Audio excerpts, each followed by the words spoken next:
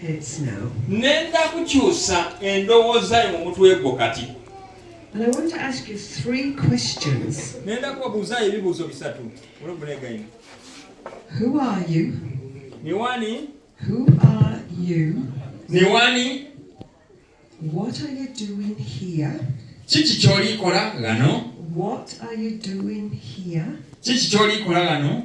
And what do you have in your hand? Era kiki ky'olina mu mukono gwo? Ebibuuzo biri bisatu. Ni wani? Kiki ky'olikola gano? Era kiki ky'olina mu mukono gwo? You see, we can go through our lives just drifting. Era tusobola okutambula mulamu waffe nga obanga titwikiriza oba titubuusabuusa.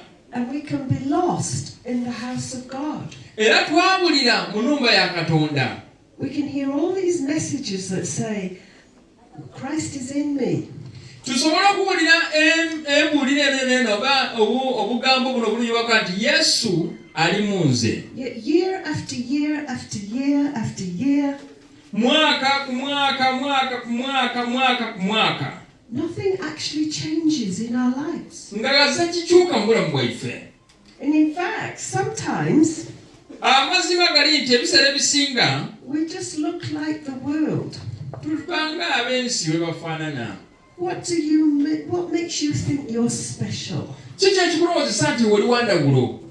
What image of God are you portraying to the rest of the world? Kifaananyi ki ekya Katonda ky'oli kulaga eri abantu ab'ensi? Do you behave in the same way?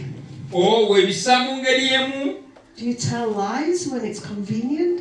Omwana osobola okulimba nga bwe kiba nga kikufevalinga oba nga kikuwa emirembe? Do you come to church on Sunday mu kanisa odda mu lwasande otunyala abanayiddiini and fight and swear and do all kinds of ungodly things during the week? Walwana watuyana wakola ebintu ebitali bya Katonda mu nnaku n'eddiini edda wiiki? Who are you? Ekibuuzo ekisooka ne wani?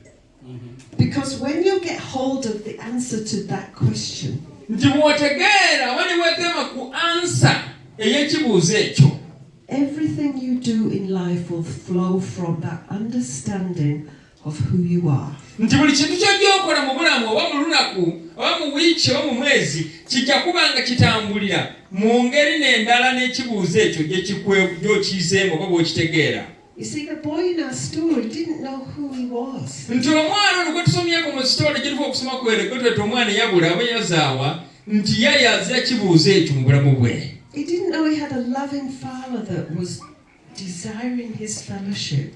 Nti ye tayidi ng'alini baaba we ayaayaana okubaawo mu kukungaana kwabwe. We can sometimes think the other person is more blessed. Nti ebiseera ebisinga tulowooza ono alina omukisa. They don't have the same struggles that I have. Nti bwe bazira kubonaabona abakuulafubana nga nze gwe ninakwo.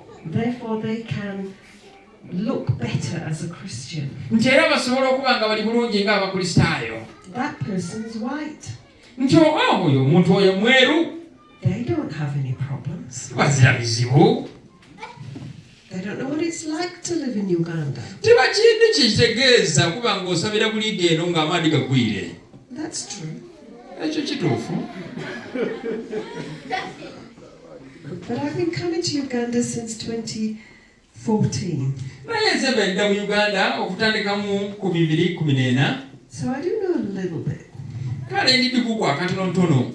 But you don't know what it's like to live in New Zealand. Naye iwe timanyi kye kitegeeza okuba ng'oba mu Chebet, ensi Chebet New Zealand, nga Chebet omuzira gugwire. Kuba gukole fuuti mukaaga. Looking at that country from a distance, Nti okulingirira ensi eyo ng'oligala, you could say it's blessed. osobola okuba nti ya mukisa. And in many ways it is blessed. Naye mu ngeri eyindi erina omukisa. It's a beautiful country. Nsi nnungi nezira mu bikonkona bina banajja gifaananyi kyo nga gituleese. There's not many people. Ezira mu bantu bangi. Why did they laugh when I said it's a beautiful country? I was interpreting different from what is in Uganda. Okay.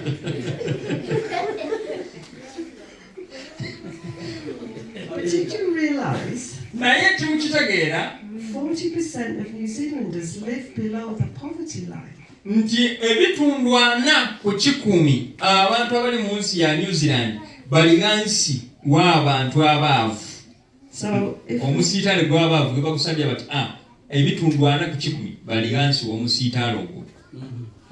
and they can't afford to pay their bills. Nti tibasobola kusasula biru daabwe. They can't afford to put shoes on their children's feet, Tibasobola kugula engaito d'abaana baabwe bali otiniife. and they live in poor housing, Era mu nnumba embi otiniife eno. which you might think comparatively is pretty okay. Naye era osobola okulingira wakooti ndowooza kityo bwe kiri kuba kya bulido.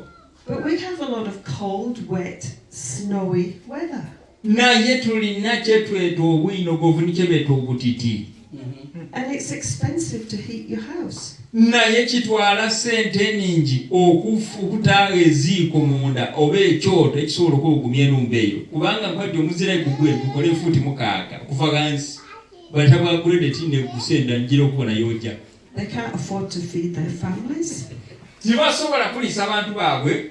And the salaries they earn from their jobs Nti era emisala gye bafuna okuva mu mirimu gyabwe. means that both parents have to go out to work. Nti kitegeeza nti abazaire bombi balina okufuluma kuli okujja okola ki okukola. So yes, it is a blessed country. Naye nsi ya mukisa. And the people in New Zealand are generous. Era abantu mu New Zealand abantu bali bagabiiri. But I want you to timukikakane kwa bavaagana okutoli. They can't deny it because you have just given out gifts right now. Oh, they can't believe that Yeah, we yes. pull like that. Yes. You've given out I can have the gifts back though. But I'm trying to paint a picture for you that sometimes Nti aligezaako bakubira ekifaananyi nti ebiseera